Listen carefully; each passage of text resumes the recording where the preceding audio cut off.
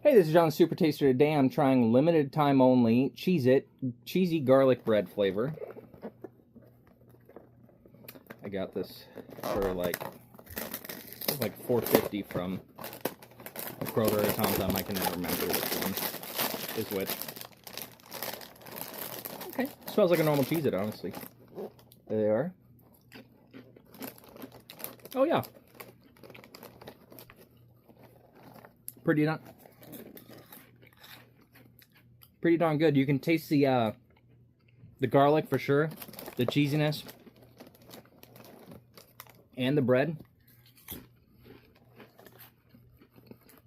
Yeah, the more I eat too,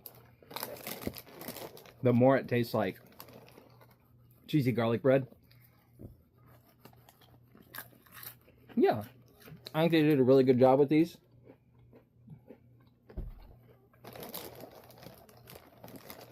I'm going to give the recreation a 10 out of 10 because it really does taste like cheesy garlic bread. For enjoyability, I'm going to give it an 8 out of 10 just because garlic is strong. And so you can't eat a lot before you have to stop. But it is a very good flavor.